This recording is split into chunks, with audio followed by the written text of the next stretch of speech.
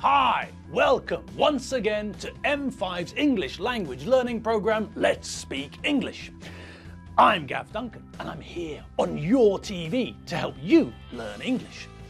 Now, are you sitting comfortably? Yes? Good. And are you ready for today's lesson? Yes? Good. Okay, well let's learn English together. And hello again, my intrepid English students. Are you all having fun? Yes? Good. All right then. Are you all sitting down in a comfy chair or on a comfy sofa? Did you all have a drink before the start of the lesson? Or have you got a drink by your side? Something to sip at as we wander through the next 15 minutes, once more delving into the world of English, having another look at some of the vocabulary we saw in the last lessons of last week, the 499th and the 500th lesson. All right, so let's make a start, shall we? What was the song we saw and heard after we heard that simple song about the fact that there are 3 steps to heaven? Yes, that's right. After the badly dressed boys from Shawaddy Waddy, we heard that rather serious song, didn't we? Yes, a rather heavy song about the Vietnam War. The whole song intended to point out that the soldiers who went to fight in Vietnam were very young. And to some extent because of this, and the reaction to the war at home and the way they felt when they came back, all of these factors contributed, played a part in, were all partly responsible for the psychological problems that the returning veterans, these Vietnam vets, experienced. Okay, now, enough of the heavy message. Let's concentrate on the vocab. First off, the sentence started with according to. And we've seen this before, haven't we? Yes! When we use according to, then we're saying that someone says or thinks something. According to my mum, potatoes are nicer than cabbage. According to the newspaper, there was a robbery in London yesterday. According to the man on the telly, the weather's going to be nice and sunny today. So, as we can see, according to just means in this person's or in this organisation's opinion, that's all. According to shows what this person or organisation thinks, that's all. Now in the song, the man said according to a Veterans Administration study.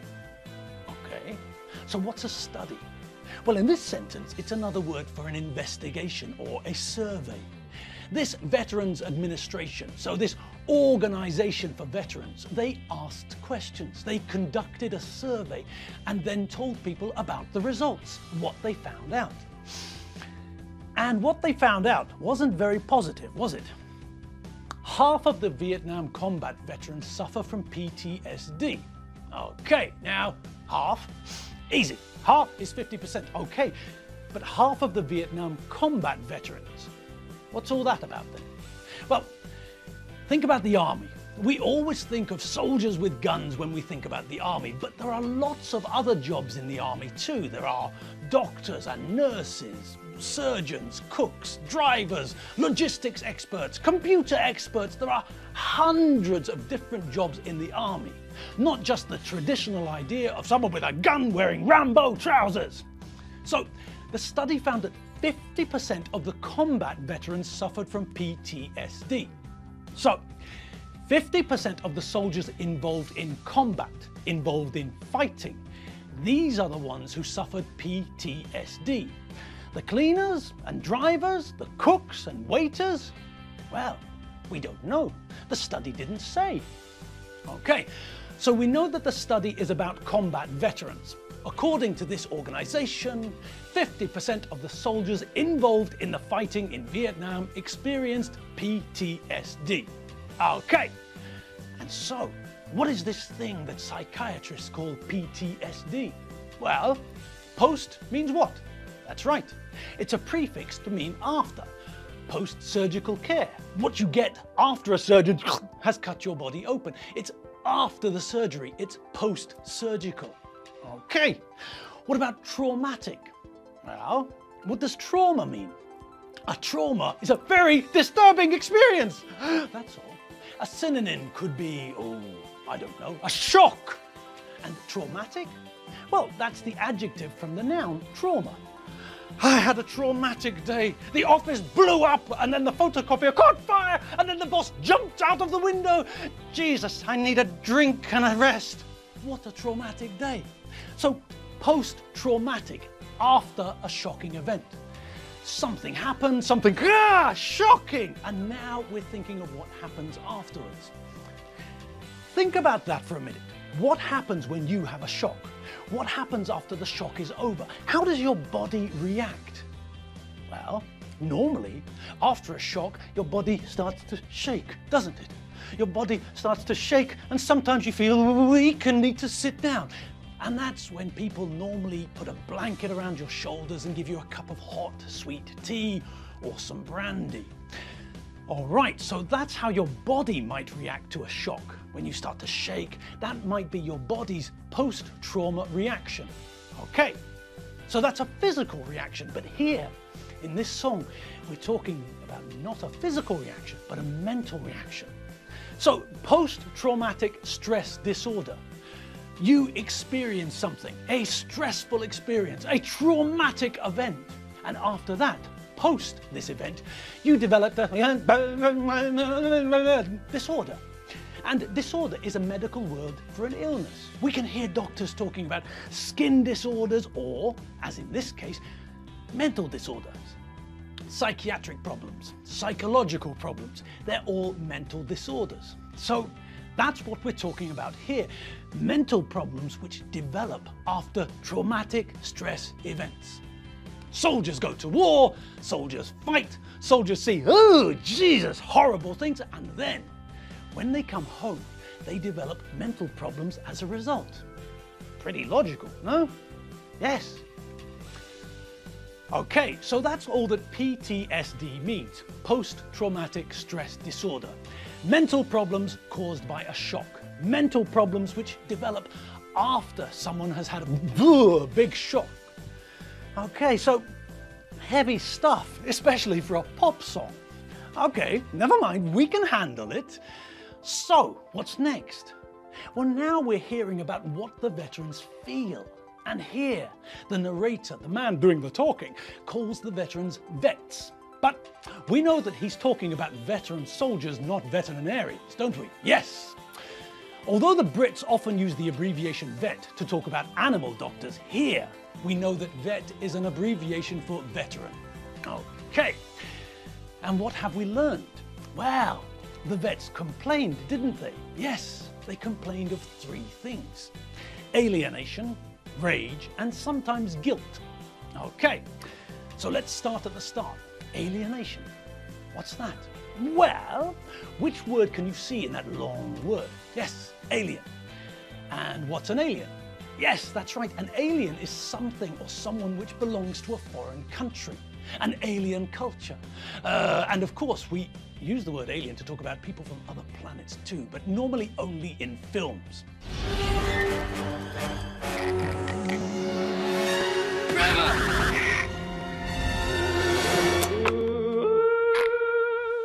Okay, now there's a verb which is connected to the same idea. The verb to alienate, which means to make someone feel isolated and at a distance. And it's from this verb that we get the idea of alienation. These soldiers are complaining that they have no connection to the people they used to know. When these soldiers come home, they don't feel at home anymore. Now they feel that there is nothing in common between them and the people they used to live with. They're alienated, they're isolated from people that they used to know. Okay, so that's alienation. What about rage? Rage? Well, that's just extreme, violent, uncontrollable anger. Like this guy, he's got problems with rage.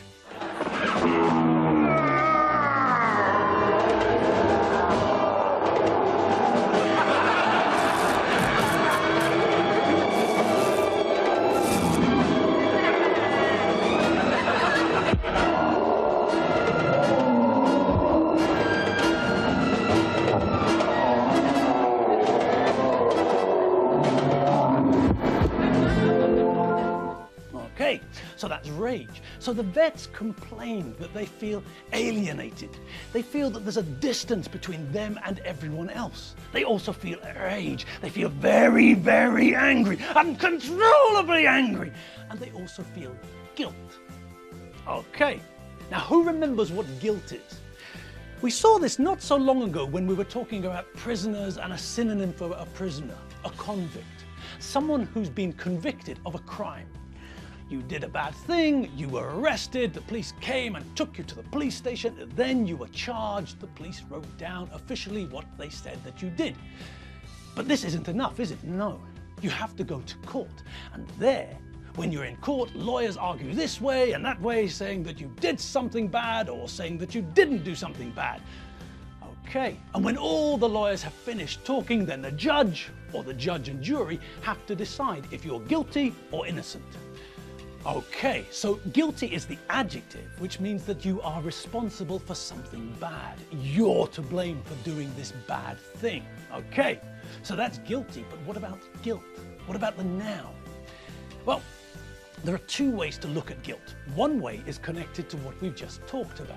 It's the noun of someone being guilty. We're trying to determine your guilt. We're trying to figure out if you're guilty or not. The other idea is connected to the idea of feeling you feel inside. When you're raised, when you're taught by your parents and then by society, you're taught what is good and what is bad, what is acceptable and what is unacceptable behavior. And you carry this sense of right and wrong in your head. It's your conscience.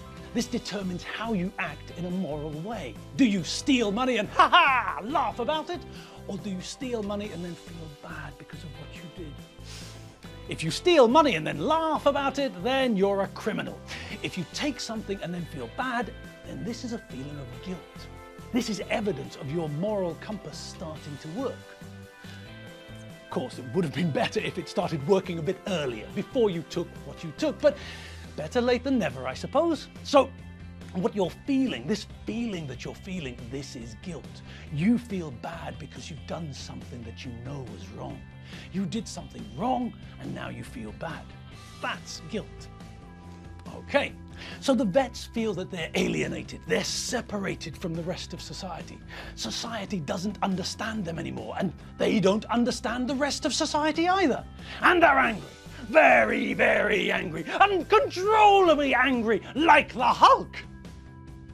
And they have feelings of guilt. They know that what they did was wrong, and so they feel bad. Heavy. All of this in a pop song. Blimey. All right, something more positive. Engelbert, come and save us. Come and lift our spirits. That's right. It's time to think about Jerry Dorsey. Sorry. Engelbert Humperdinck. And his song about a rather strange idea.